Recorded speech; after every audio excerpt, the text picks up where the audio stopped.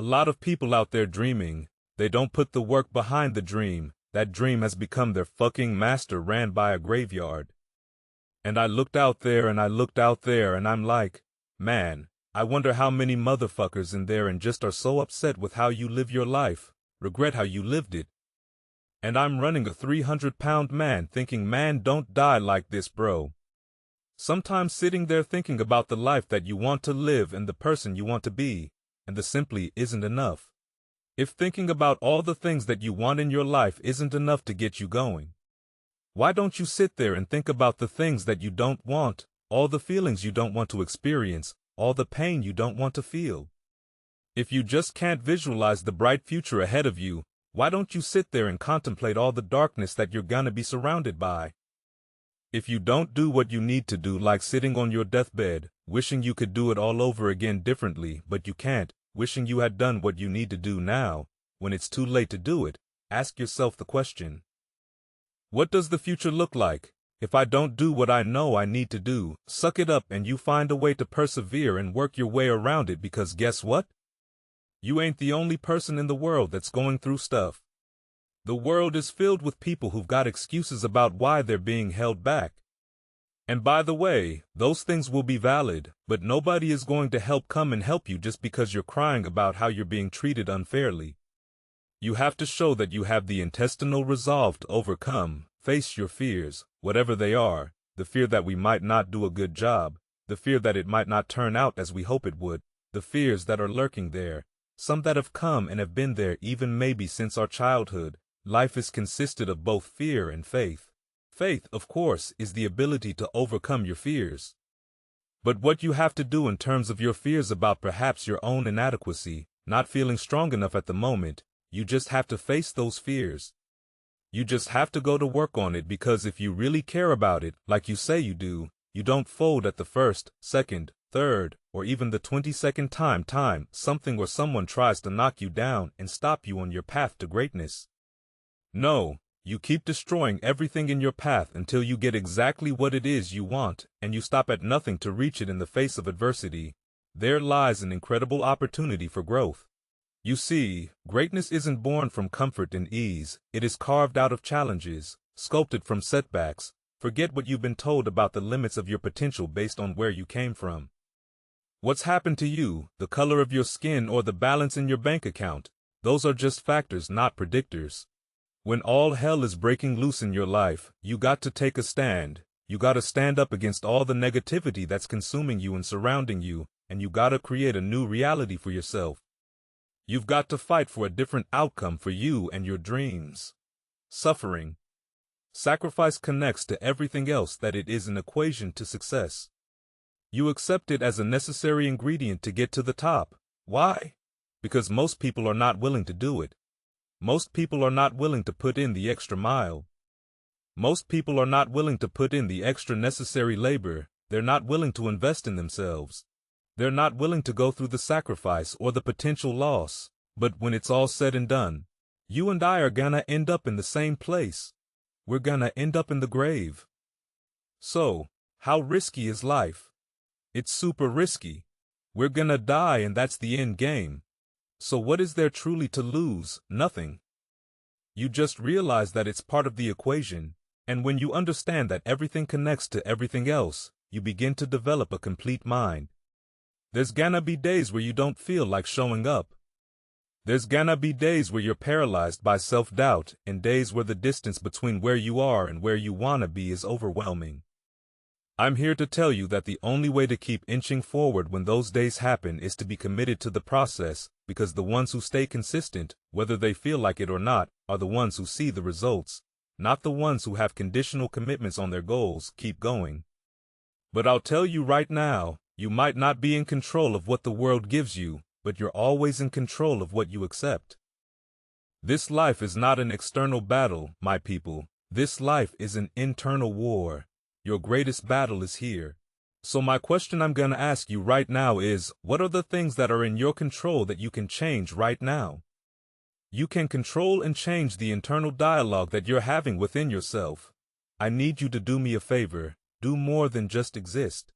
You come from greater stock than just taking up space. Leaving this world better than you found, it is your responsibility as a human being. Utilizing the gifts that you were given at birth is how you leave this world better than you found it. Leaving an impact, a legacy for the next generation to follow each and every day. I'm trying to be the best I can be in that day. I'm trying to maximize that day, just that day. And I think if we all can shift into focusing on the small integral steps that go into the big changes, that's when we'll see the most growth and the most evolution in our lives. I just need you to keep walking toward it. I don't need you thinking about it no more. You're doing too much thinking. You analyze it too much. You're talking yourself out of it. I don't know if this gonna work. I tried and it didn't work. I just need you to keep moving. I need you to make up in your mind that the only way you can lose if you quit. I just need you to keep going. No matter how dear the situation, no matter how insurmountable the obstacles, you keep moving forward. You keep walking toward your dreams. No matter what, this relentless pursuit, this unyielding drive is what separates the victors from the vanquished. One of the major problems of the growing adult, the adult who aspires toward fulfillment and self-actualization, is the choosing of new meaningful goals as his former goals are accomplished and being accomplished no longer motivated. It's important that we do not stop along the line and sit down for too long to remain healthy and alive. A person needs a new interest, a new challenge as he satisfies the old ones. If a person aspires to a certain level in the business world, a certain income, and reaches it, and if it's quite adequate for his needs, it won't motivate him for very long. Something new must be introduced. If the man doesn't find it, then management should. If the man is to continue to grow and make a major contribution to the organization and to himself, motivating people is as important for the people as it is for the vitality of the organization. Whether the organization is a family unit, a school class, a research organization, or a business concern, some people are self-motivating. We all know such people. They are always off on some interesting new endeavor. But I'm afraid a large percentage are not. They seem to lack the curiosity or the creativeness or the knowledge to seek out new motivating challenges for themselves. Our lives are full of things, our pasts, full of events that were once the most exciting things, things that buoyed us up to great heights of expectation and filled our lives with fresh new interests today. Well, they are old hat, like the 3-year-old car or the 10-year-old home. They no longer suffice to motivate us. And what's the busy wife and mother to do when the last of her kids marries and moves away? Or when her husband retires from his job of 30 or 40 years? We must consciously see to it that we do not run out of wants, that we can still sit down and make out a want list and find ourselves getting that old excitement again, for something new to plan and work for the human being needs desperately.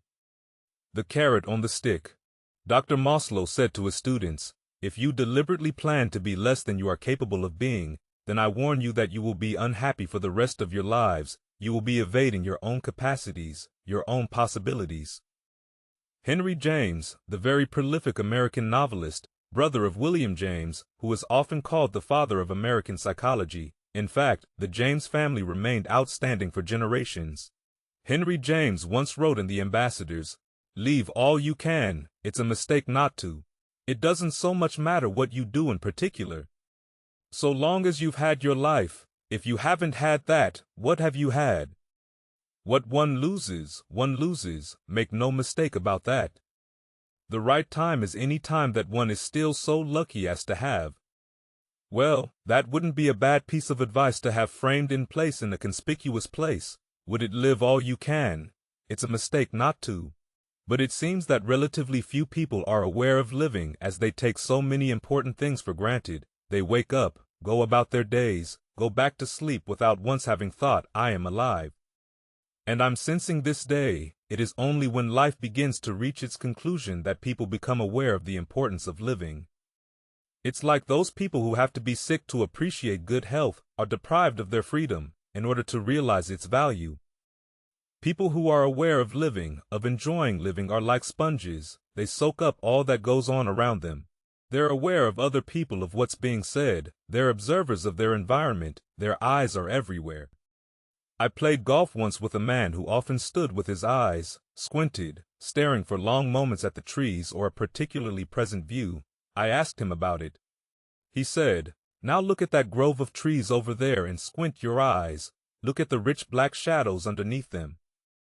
And then he said, you know, black is the mother of all color. It was a curious thing. And so I stood and squinted my eyes, and sure enough, the sight appeared as a painting, and the shadows did deepen. Everyone else on the golf course was simply playing golf. This man was acutely aware of everything going about him as well. He was living more than we were. He was getting more out of his life than we were. As Henry James said, the right time, as any time that one is still so lucky as to have the right time, is while we're working or driving, or with our loved ones or alone. The right time is the only time we've got, which is now. And if we haven't learned to live now, we'll always be living on the hope that perhaps the future will be somehow better. Now is the future we were thinking about last year. And if you don't make it into tomorrow, will you have enjoyed? Will you have been aware of today?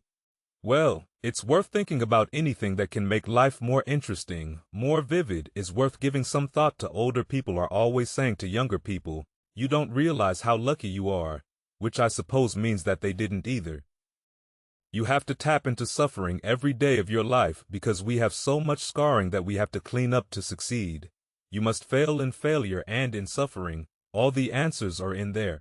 All the answers to all the test questions. The test is your life. All the answers are in there.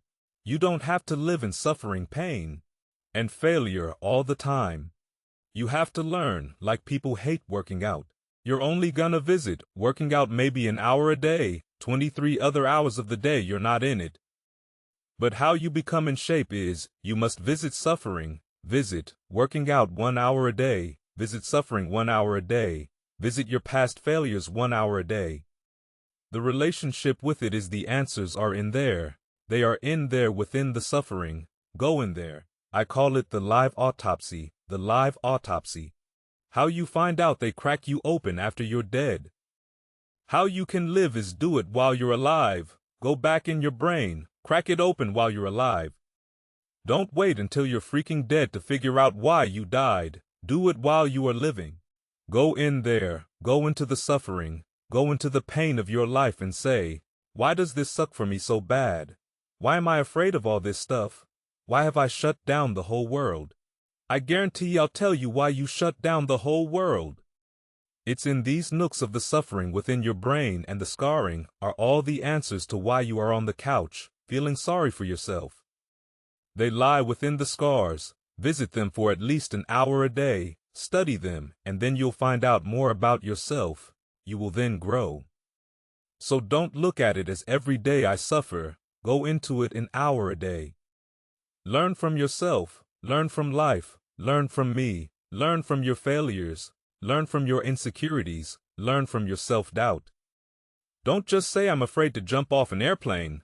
What makes you afraid of it? Study it. That's why I studied my mind. Why I became so powerful in the mind, because I realized I was weak. So instead of running away from the mind, I dove into it and said, what is making me weak?